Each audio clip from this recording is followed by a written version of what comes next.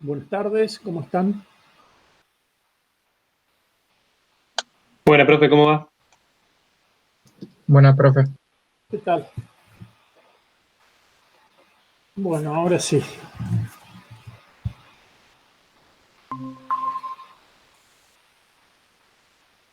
Esperemos unos minutitos.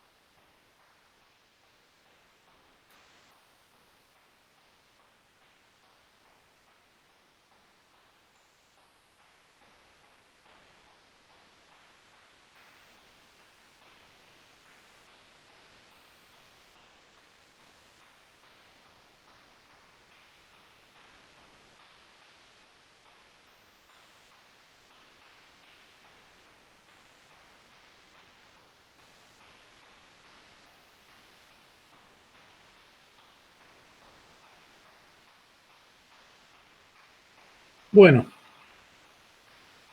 a ver, empecemos.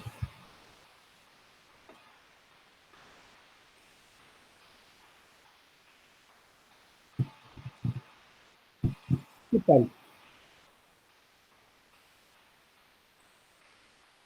Sí,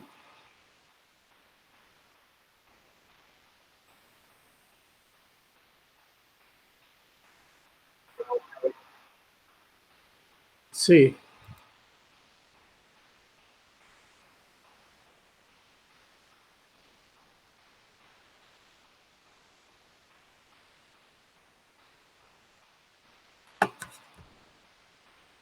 Bien, a ver, ¿cuál es la pregunta?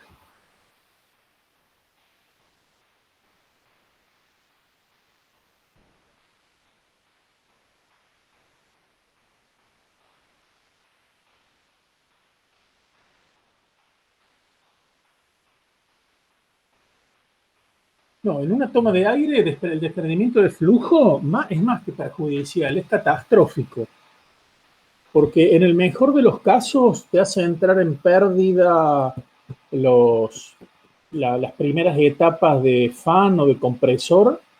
El motor te puede entrar en bombeo y apagarse, ¿sí? Y apagarse. Y en el peor de los casos, el mismo fenómeno de bombeo o las cargas dinámicas cíclicas que está recibiendo, porque un flujo desprendido es un flujo, o sea, no se desprende el flujo en la totalidad de la cara de entrada al motor, se desprendería en una parte.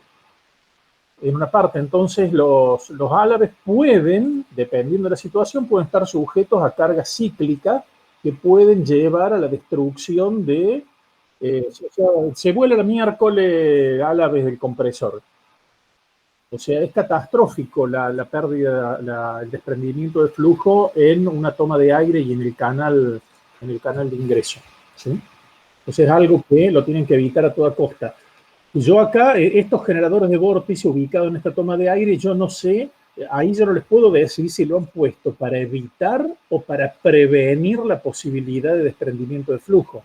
Digamos, ahí ya habría que tener información como interna información técnica externa de Boeing, pero evidentemente por lo menos riesgo de separación estaba, si no, no lo hubieran puesto. Es muy común.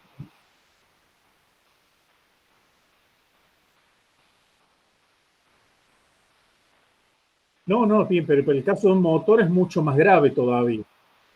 Sí. Son muy comunes los generadores de vórtice en tomas de aire. Lo que pasa es que los van a observar más comúnmente en tomas de aire de aviones supersónicos. No sé si ubican el F-111. Sí, sí.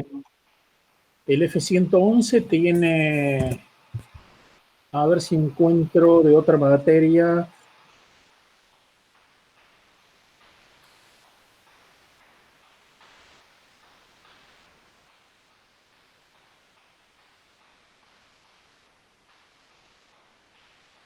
No, no sé si lo tengo acá para mostrarles.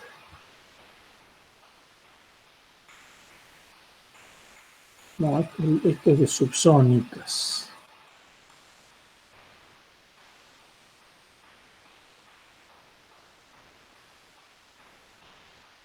En muchas otras tomas de aire no tienen generadores de vórtice, pero por ejemplo tienen succión de capa límite.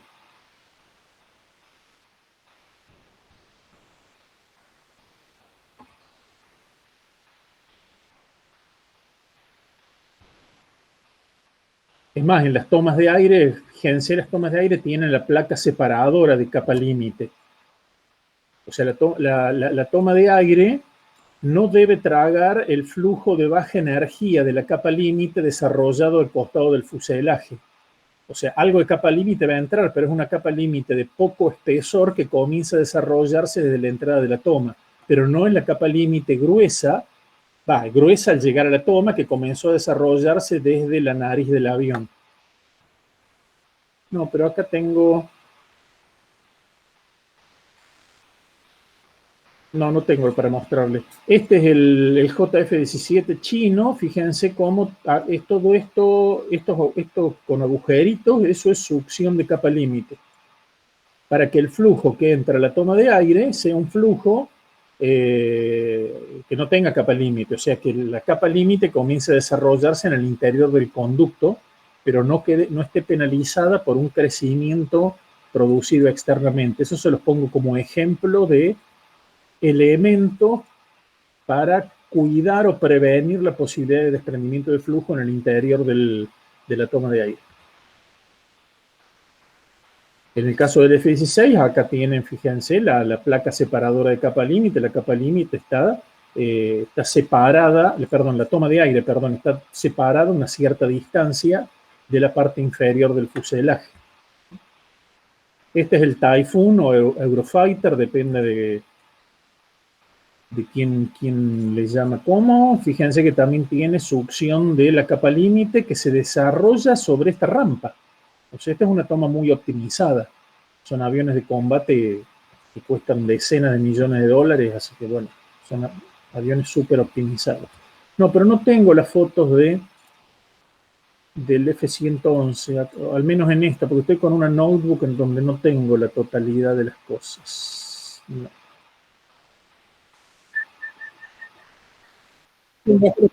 Creo que tengo una foto. Este es el F-111, no sé si alcanzan a ver los generadores de vórtice dentro de la toma acá. Sí. A ver, lo pongo en... Ahí quizá lo pueden estar viendo más nítido. ¿Mm?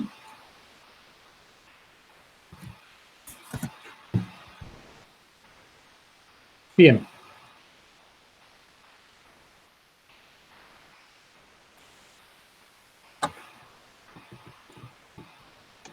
Profe, yo también tengo una duda sobre el capítulo 11, pero más que todo es el final de todo, está en la parte adicional.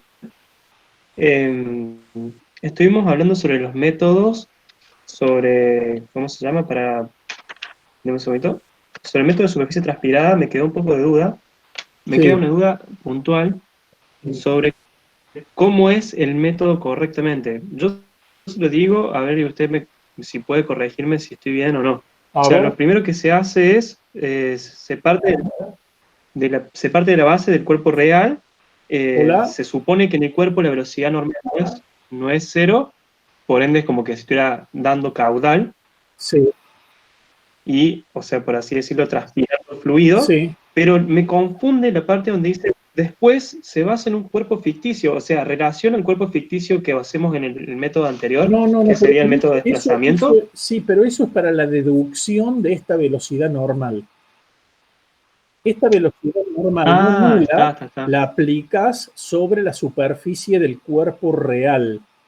Se hace uso del concepto de ese cuerpo ficticio para la deducción de esta fórmula, que es lo que menos me interesa, la deducción. ¿De acuerdo? Claro, sí. O sea que vos, para sintetizar, el método de superficie transpirada aplica condición de velocidad normal no nula, según una ley dada por esta fórmula, sobre la superficie del cuerpo físico. El método de espesor de desplazamiento te aplica la condición de velocidad normal nula, igual a cero, pero sobre la superficie del cuerpo ficticio. Perfecto. Ahora sí entendí. Pensé que era parte de lo que era el método de superficie transpirada, por eso No, no no, me quedó no, claro. no, no. O sea, Pero forma ahora sí. parte del método en el sentido del desarrollo de cómo llegar a esto. Sí, claro. Sí, que justo estaba estudiando como para entender de dónde, cómo se llegaba, Sí, y pensé que era justamente parte del método. No, pero ahora me queda clarísimo. Gracias, profe. de nada.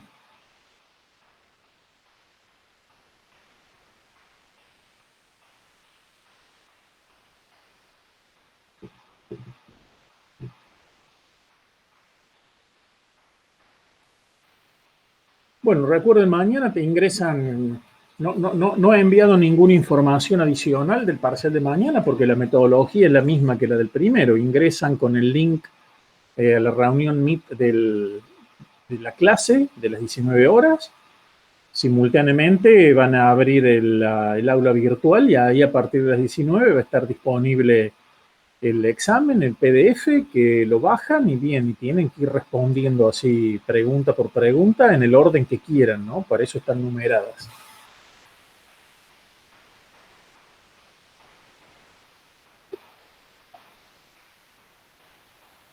Sí,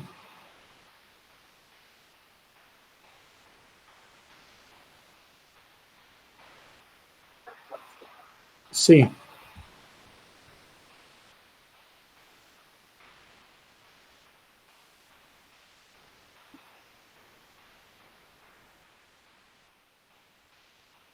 el flujo, como en este caso.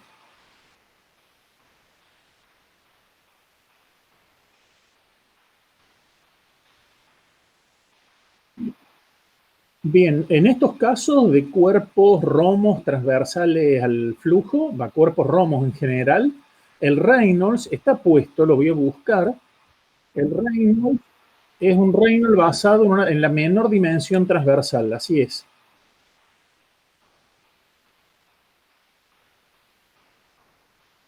Tipo, o sea, la menor dimensión.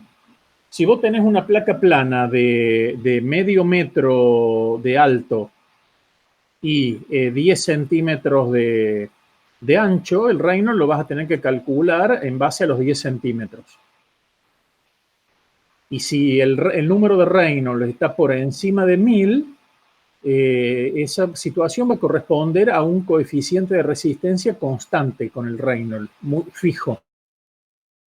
Lo que sí me interesa que vean que ese límite de Reynolds 1000 se alcanzan con cuerpos muy pequeñitos a velocidades muy bajas. Ahora bien, si alguno de ustedes se pone en purista, no lo digo en el mal sentido, y me dice bien, ¿cómo puedo calcular el CD de una placa plana a un Reynolds de 500? Bien, esa es una situación muy rara que si les llegara a dar, tendrían que buscar bibliografía específica, que no sé si van a conseguir esa información. Ahí van a tener que hacer un análisis de CFD, van a tener que caer derechito a CFD. Y si no, hacer un ensayo, así es, sí. Sí. Lo que pasa es que es complicado hacer ensayos a números de Reynolds muy bajos. Pero bueno, no, eso ya yo no soy especialista ni remotamente en la parte experimental, pero sí, experimentar, hacer ustedes un ensayo o hacer simulación CFD.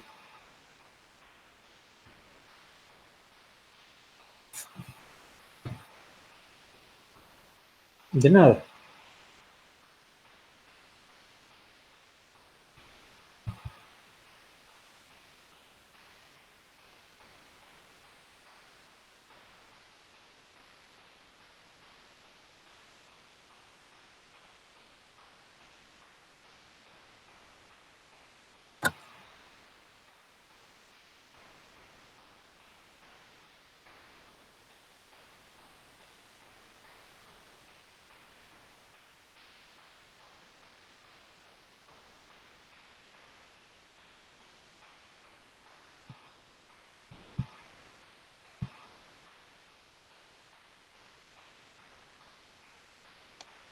Profe, Sí, bueno, aprovecho por ahí el silencio para hacer una consulta sí, yo estoy a la espera de que también sobre el capítulo, ¿Cuál qué capítulo? capítulo 11 de la unidad Sí, 11, lo que sería capa límite todavía. sí. Deme un segundito que lo tenía marcado, lo estoy buscando de hace rato, pero no lo encuentro. Em,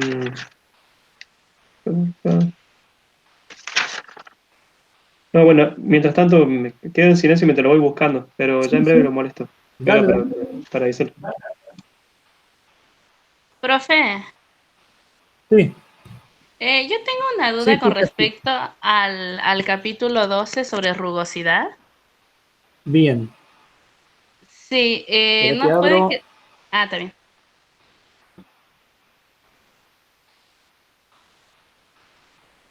Sí, Sí, puede que lo esté te entendiendo escucho. mal yo, puede que lo esté interpretando mal, pero por ejemplo, si tengo un cuerpo y le aumento un poco de rugosidad, esa Me parece que se rugosidad... está cortando un poco. Perdón, ahí se escucha mejor, ¿o no?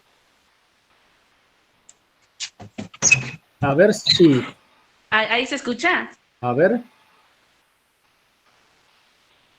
O ¿sí? sea, la, ¿No? la rugosidad en Sí, términos generales, en la sí, mayoría de las situaciones, sí. es desfavorable. Es desfavorable. Porque te aumenta las tensiones de corte,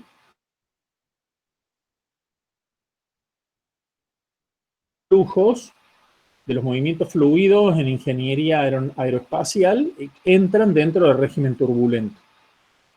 Entonces, por eso, normalmente, en la enorme mayoría de las situaciones, la rugosidad superficial es desfavorable y se busca dentro de las limitaciones de costo de fabricación, que las terminaciones superficiales, ¿de acuerdo? Sí, sí, sí.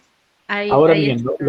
lo que vemos lo que vemos con el caso de la esfera o de cuerpos romos redondeados es que hay una situación muy particular que sucede en un Reynolds alrededor de 300.000 a 500.000, dependiendo del número de Reynolds. Pero antes, o sea, si está poco antes de ese número de Reynolds crítico, en ese caso la rugosidad va a tener una influencia favorable, pero es una ventana, como dije, yo lo hablo de ventana o de nicho, muy restringido, ¿sí? En el Ah, que dimos como ejemplo, en el que entran, entran las pelotitas de golf y las pelotas de béisbol, pero no conozco de otra situación. claro, claro. Está bien, profe.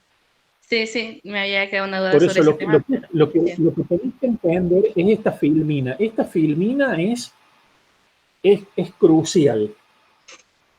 Si vos Listo. estás muy por debajo del rango crítico, el régimen laminar es muy estable. Es estable. Por lo tanto, si vos das rugosidad o no, le da lo mismo. Claro. Entonces la Está bien, rugosidad no tiene influencia. está Cuando vos bien. estás un poco antes del Reynolds crítico, todavía tenés régimen capa límite laminar, pero el régimen laminar ya es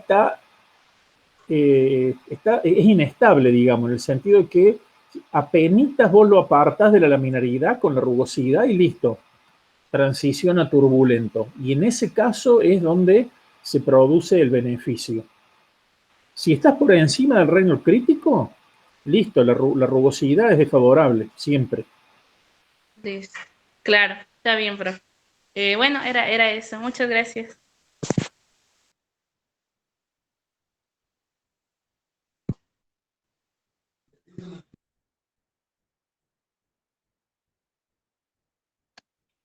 Ahora sí, profe. Es sobre el tema de ecuaciones de Prandtl de la unidad 11.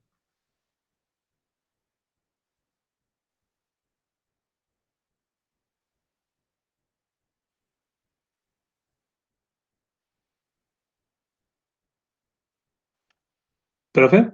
¿Se escucha?